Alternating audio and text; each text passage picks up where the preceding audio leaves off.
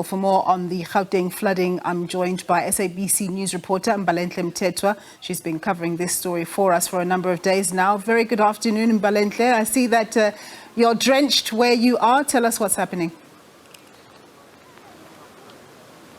Well, yes, indeed. Now, one of the issues that has emerged, or rather one of the warnings that has come from the Minister of Human Settlements Mmamoloko Kubayi, is that people should not remove blockages to entering into a bridge. Now, she's spoken about concerns that she has come across where blockades that were put in place by the police as well as disaster management to try and prevent people and to ensure their safety, rather when going up bridges that may be a safety hazard were removed. Now, I'm going to step out of the shot just to show you one of those particular bridges. Now, you'll see right at the top over there, there is one item that is blockading people from driving, or motorists from driving up this road. My camera colleague is going to then just pan and show you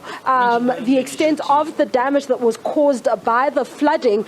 Well, most of the road here and the bridge and the pavement on the side there was swept away by the river. And also what you also see is that there are some wires that have been exposed, and this is then dangerous for motorists to come on and drive through. And this is the point that was being made by the minister regarding residents and community members removing these blockades, saying that this then puts motorists' lives in danger, given the fact that an unsuspecting resident could drive up the road and fall victim to being rather swept away by a current, or the actual road falling in or caving in while driving up the road. So those were some of the issues. We do understand that the minister has been crisscrossing parts of Soweto, just assessing the extent of the damage and trying to speak to some residents. We did go to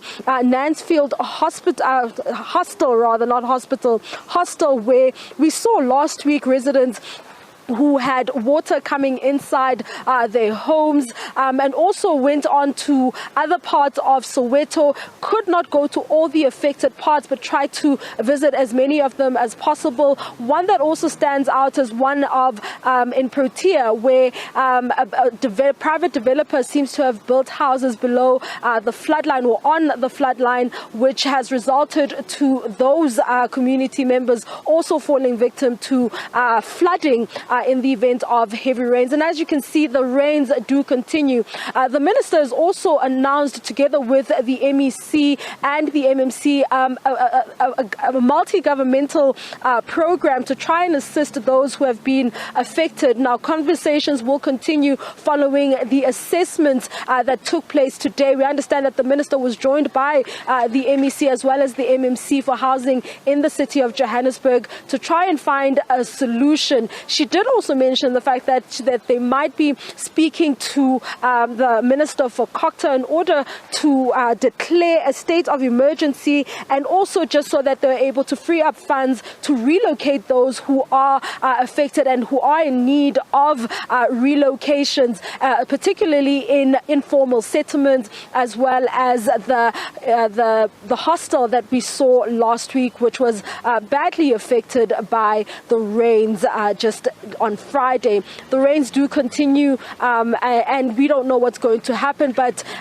driving around Soweto gives you a sense that there is some form of normalcy despite there being some form of rain. But the floods, some bridges are open and they are not as flooded as they were when we last saw them.